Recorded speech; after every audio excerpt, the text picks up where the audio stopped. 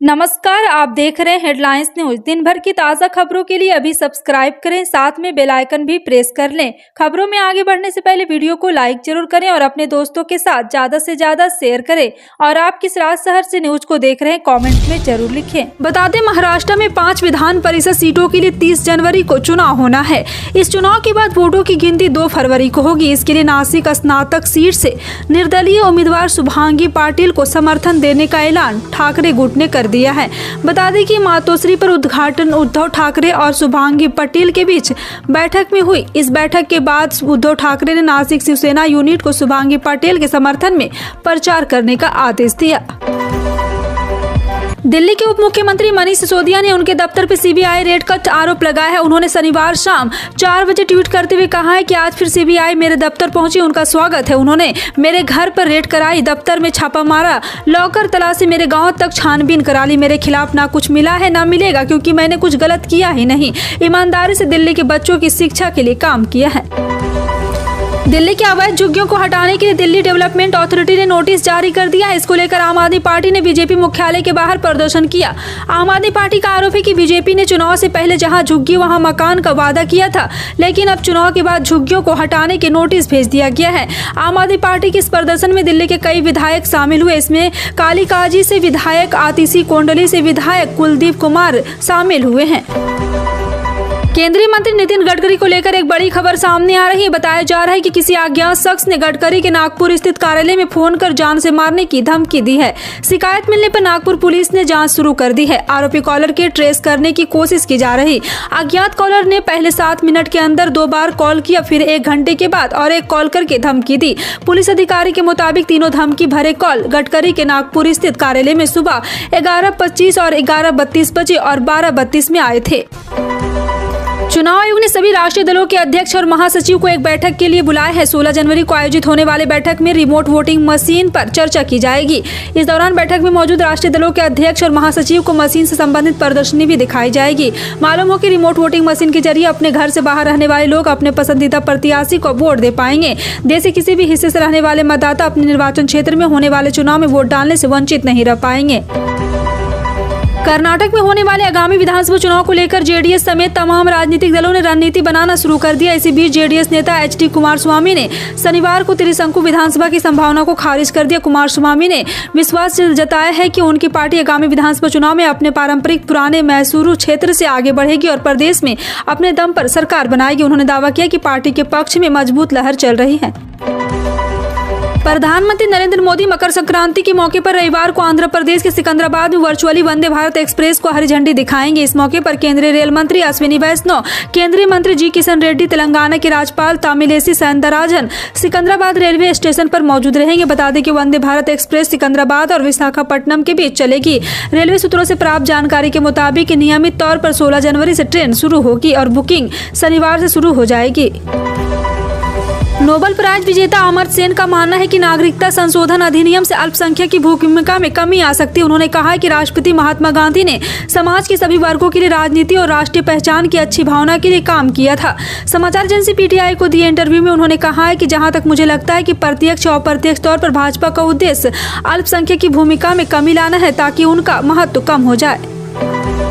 पूर्व केंद्रीय मंत्री और जनता दल यूनाइटेड के पूर्व राष्ट्रीय अध्यक्ष शरद यादव पंचतत्व में विलीन हो गए हैं। जहां शरद यादव का पैतृक गांव आंखमऊ से जो नर्मदापुरम जिले में है, वहीं उनकी बेटी सुभाषिनी और बेटे शांतनु में मुखाग्नि दी है। हालांकि इससे पहले भी पुलिस ने गार्ड ऑफ ऑनर दिया है और दरअसल दोपहर करीब 12:30 बजे चार्टर्ड फ्लाइट के जरिए पार्थिव देह को राजभोग एयरपोर्ट पर बुलवाया जा चुका है। और आपको बता दें कि यहाँ मुख्यमंत्री शिवराज सिंह चौहान भी मौजूद थे। US centre for disease control and prevention और फूड एंड ड्रग एडमिनिस्ट्रेशन ने शुक्रवार को कहा है कि अमेरिकी दवा निर्माता फाइजर इंक और जर्मन पार्टनर बायोएनटेक के अपडेट कोविड-19 शॉट को बुजुर्गों में एक प्रकार के ब्रेन स्ट्रोक से जोड़ा जा सकता है। CNN के रिपोर्ट के अनुसार इस खबर के सामने आने के बाद भी CDC लोगों को कोविड-19 टीकों को लेने की सलाह दी है।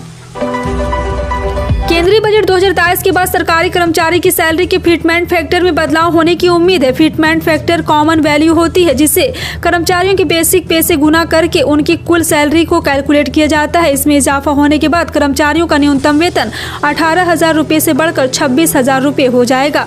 कॉमन फिटमेंट फैक्टर मौजूदा समय में 2.57% है। इसका मतलब है अगर किसी व्यक्ति को 15,500 रुपये का बेसिक पे मिलता है तो उसकी कुल सैलरी 15,500 गुना 2.57 या 39,835 रुपये होगी। उत्तर प्रदेश के मुख्यमंत्री योगी आदित्यनाथ ने शुक्रवार को विपक्षी दलों पर जमकर निशाना साधा। उन्होंने दावा किया कि पिछली सरकार में निषाद समुदाय के युवाओं को गोलियां मिलती थी, लेकिन बीजेपी सरकार में उनके सपने साकार हो रहे। सीएम योगी ने बिना नाम लिए सपा बसपा को निशाने पर लिया। शुक्रवार को सीएम योगी आदित्यनाथ ने निर्बल इंडियन, शोषित हमारा और आम दल के संकल्प दिवस समारोह को बतौर मुख्य अतिथि संबोधित किया है। बहुत जल्द अपनी पेरेंट कंपनी के साथ विलय करने जा रहे HDFC बैंक का मुनाफा चालू वित्त वर्ष की अक्टूबर-दिसंबर तिमाही में जबरदस्त बढ़ा है। यह 18.5% बढ़कर 12,259.50 करोड़ रुपये हो गया है, जबकि इससे पिछले तिमाही यानी कि जुलाई-सितंबर के मुकाबले भी ये काफी बढ़ गया है। तब बैंक का मुनाफा 10,342.20 करोड़ रुपये था। वनडे वर्ल्ड कप 2023 इस साल अक्टूबर-नवंबर में भारत में होने वाला है। टीम इंडिया ने आखिरी बार इस टूर्नामेंट की ट्रॉफी 2011 में भारत में ही उठाई थी। उसके बाद से टीम अगले 2 वर्ल्ड कप में सेमीफाइनल में हार के साथ बाहर हो गई। इस साल घर में ही भारतीय टीम की नजरें एक बार फिर से खिताब जीतने पर होगी, लेकिन उससे पहले टीम इंडिया को एक बड़ा झटका लगा है। भारतीय टीम के विकेटकीपर बल्लेबाज ऋषभ पंत का हाल ही में एक गंभीर भयंकर कार एक्सीडेंट हुआ था। रूस नए वर्ष में यूक्रेन पर हमले को लगातार तेज करता जा रहा है। अब से थोड़ी देर पहले रूस ने यूक्रेन की राजधानी क्यू पर मिसाइलों से भीषण हमला किया है। रूसी सेना के इस मिसाइल हमले से क्यू में हाहाकार मच गया है। यूक्रेन की राजधानी क्यू में शनिवार सुबह भी कई सिलसिलेवार धमाकों की आवाज सुनी गई थी। इसके बाद क्यू में हवाई हमले के सायरन बजने लगे। यूक्रेन के राष्ट्रपति कार्यालय के उप प्रमुख किरिलो ताइमशुको ने टेलीग्राफ पे कहा है कि राजधानी महत्वपूर्ण बुनियादी ढांचे पर मिसाइल हमला किया जा रहा है।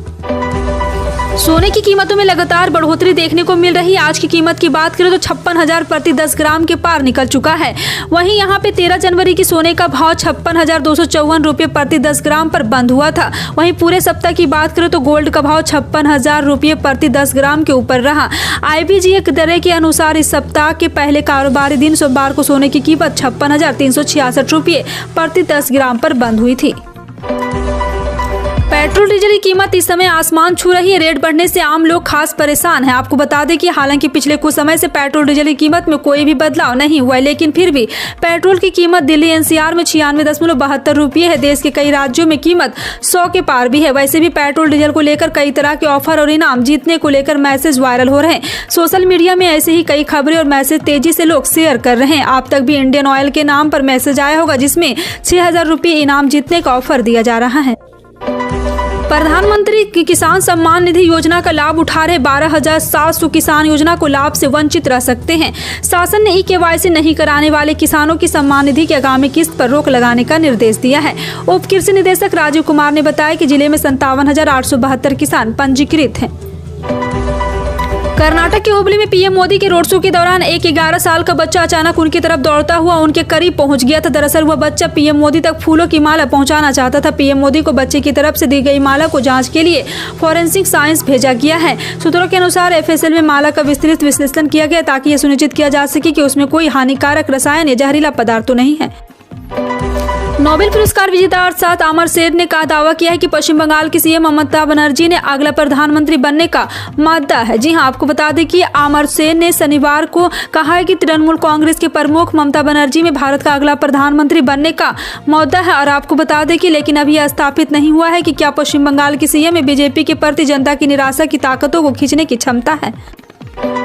भारत जोड़ो यात्रा के दौरान कांग्रेस सांसद संतोष सिंह चौधरी का हार्ट अटैक से निधन हो गया। 76 वर्षीय संतोष सिंह चौधरी जालंधर से कांग्रेस के सांसद हैं। उनके निधन पर राहुल गांधी, प्रियंका गांधी, कांग्रेस अध्यक्ष मल्लिकार्जुन खड़गे सहित कांग्रेस के नेताओं ने दुख प्रकट करते हुए शोक संवेदना व्यक्त की है।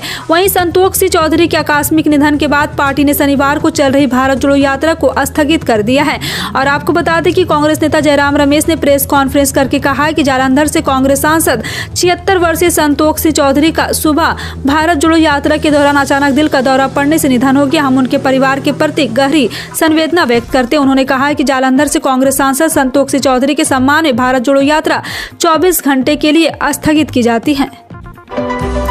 जमीन में दरारें, लोगों के दर्द से इन दिनों जोशीमठ बदहाल है। उत्तराखंड ही नहीं, पूरा देश इससे चिंतित है। राज्य सरकार के साथ ही केंद्र सरकार इस पर पूरी नजर बनाए हुए हैं। कई आरोप भी लग रहे हैं। इन सब के बीच प्राथमिकता है कि जोशीमठ को कैसे बचाया जाए, इस पर सरकारी एजेंसियां काम कर रही है। इसी क्रम में जोशीमठ के क्षतिग्रस्त भवनों में और CBRE के द्वारा कैंक्रोमीटर लगाए जा रहे हैं। इसके जरिए पता लगाने का प्रयास किया जा रहा है कि मकान को कितना नुकसान हो रहा है, मकानों में आई दरारें बढ़ रही या नहीं। देश में बीते 24 घंटे में कोरोना के 179 नए मामले सामने आए। चीन और जापान के बाद अब भारत में भी कोरोना का नया वेरिएंट सामने आया है। अब देश में संक्रमित हुए लोगों की संख्या बढ़कर 3124 हो गई है। और आपको बता दें कि इस वेरिएंट का नाम BF7 है। WHO के मुताबिक BF7 कोरोना का अब तक का सबसे तेजी से फैलने वाला वेरिएंट है। कोरोना वायरस की कई अलग अलग वेरिएंट के प्रसार की चिंता के बीच कई अहम एंट्री पॉइंट भी टेस्टिंग ट्रैकिंग बढ़ाई गई है। कोरोना रिकवरी रेट बढ़कर 98.8% हो गया है। इन सभी खबरों पर क्या कहना है कमेंट सेक्शन में टाइप करके जरूर बताएं। इसी तरह की पल पल की अपडेट जानने के लिए जुड़े रहें आप अपने हेडलाइंस न्यूज के साथ। मिलते हैं अगली बड़ी खबर में, तब तक के लिए जय हिंद।